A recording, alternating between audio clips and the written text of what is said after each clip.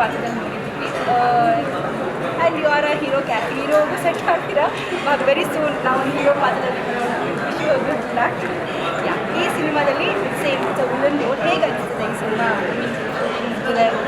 Release ಆಗ್ತಿದೆ, villain ಪಾತ್ರದಲ್ಲಿ ಹೊರಬಂದಿದೆ, ಈ ಮೂವಿ ಬಗ್ಗೆ?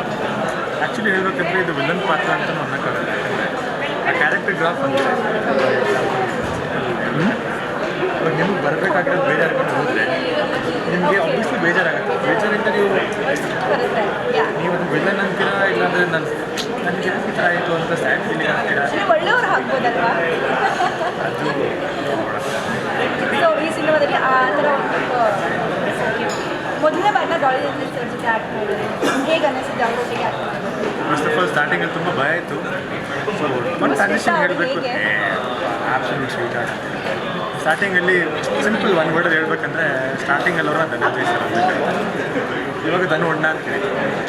So get to the difference. Starting ಇವಾಗ ನಾವು ಜಸ್ಟ್ ಫೀಲ್ಸ್ ಲೈಕ್ ಫ್ಯಾಮಿಲಿ. ಅವರು ಎಷ್ಟು ಹಂಬಲ್ ನೇಚರ್ ಆಗಲಿ, ನಾನು ನೆವರ್ ಸೀನ್ ಅವ್ರು ಎಷ್ಟೇ ಸ್ಟಾರ್ ಆಗಿರಲಿ, ಅವು ಈ talks to so sweet and humble. Is star ಅಂತ ಕೋಟ್ರೇನೇ ಮಾಡೋದು. ಸೊ ಐ ಥಿಂಕ್ ದಟ್ಸ್ ನೋಡಲ್ಲ. ಓಕೆ, ಅವ್ರ ಜೊತೆ ಆ್ಯಕ್ಟ್ ಮಾಡಿದಾಗ ಐ ಮೀನ್ ಬಹಳಷ್ಟು ಕೆಲವೊಂದು ಸತಿ ಒಬ್ಬರು ಹೇಳ್ಕೊಡೋ ಒಂದು ಪರಿಸ್ಥಿತಿ ಥರ ಬರುತ್ತೆ ಕೆಲವೊಂದು ವಿಷಯಗಳಲ್ಲಿ. ಬಿಕಾಸ್ ಅವರು ತುಂಬ ಸೀನಿಯರೇ ಅಲ್ವಾ, ಹಂಗೆ ನೋಡಿದ್ರೆ ಅವ್ರು ತುಂಬ ಸೀನಿಯರ್. ಆ ಥರ ಇರೋ ಒಂದು ಕಿವಿ ಮಾತು ಹೇಳೋದಿದೆ ಅದನ್ನು. ಕಿವಿ ಮಾತು ಹೇಳೋದಕ್ಕಿಂತ ಹೆಂಗೆ ಗೊತ್ತಾಗಿಲ್ಲ. ಎಕ್ಸಾಂಪಲ್ ನಾನು ಅವರು ಕೆಲಸ ಮಾಡಬೇಕಾದ್ರೆ ಅವರೊಂದು ಪರ್ಫಾರ್ಮೆನ್ಸ್ ಕೊಟ್ಟಿರ್ತಾರೆ ಆ ಲೆವೆಲ್, ಆಟೋಮೆಟಿಕ್ಲಿ ಇಲ್ಲಿ get inside you that ಅಯ್ಯೋ ಮ್ಯಾಚ್ ಮಾಡಲೇಬೇಕು, ಇಲ್ಲ ಆಗಲ್ಲ. ಸೊ ಸ್ಟಾರ್ಟಿಂಗಲ್ಲಿ ಏನಿಸ್ತಾಯಿತ್ತು, ಅವ್ರ ರಿಯಾಕ್ಷನ್ ಎಲ್ಲ ಇಸ್ ವೆರಿ ಸಟಲ್.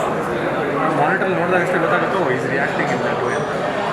ನಮಗೆ when newbies we don't know monitor ಹೆಂಗೆ ಕಾಣುತ್ತೆ, ಥಿಯೇಟರ್ಲಿ ಸ್ಕ್ರೀನಲ್ಲಿ ಹೆಂಗೆ ಕಾಣ್ತೀವಿ ನಾವು. ಸೊ ವಿ ಎಕ್ಸಾಜುರೇಟ್ ಎವ್ರಿಥಿಂಗ್, ಸ್ವಲ್ಪ ಓವರ್ ಆ್ಯಕ್ಟಿಂಗ್ ಮಾಡ್ತಾರೆ ಮಾಡ್ತೀವಿ. That's what I did in beginning. But then Param sir ಆಗಲಿ, ರಣೋಣ ಆಗಲಿ, the just made it so comfortable no acting ಅಂತ ಅನಿಸ್ತದೆ. We both are having conversation.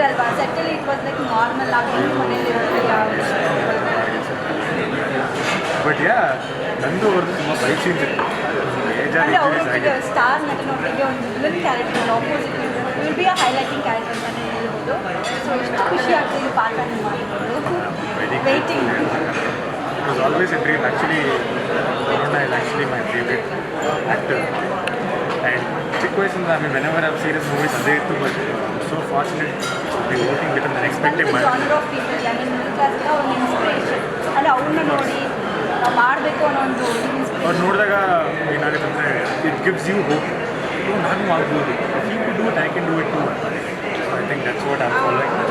My inspiration so happy to. ಕೊನೆಯದಾಗಿ June 14ನೇ ತಾರೀಕು ಜನಕ್ಕೆ ಈ ಸಿನಿಮಾಗೆ ಲಿಟ್ರಲಿ ಬ್ಲಡ್ ಸ್ವೆಟ್ ಎವ್ರಿಥಿಂಗ್ ಕೊಟ್ಟಿದ್ದೀವಿ. ಈ ಸಲ ಎಂಜಾಯ್ ಮಾಡ್ಕೊಂಡಿದ್ದೀನಿ ಗೊತ್ತಾ.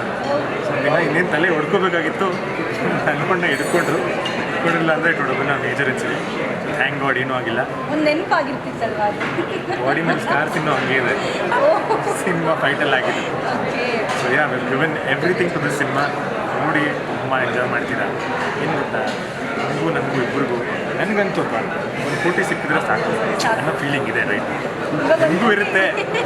ಸೊ ಮೂವಿ ಬಂದು ನೋಡಿದಾಗ ನಿಮಗೂ ತುಂಬ ರಿಲೇಟ್ ಆಗುತ್ತೆ ಸೀನ್ಸು.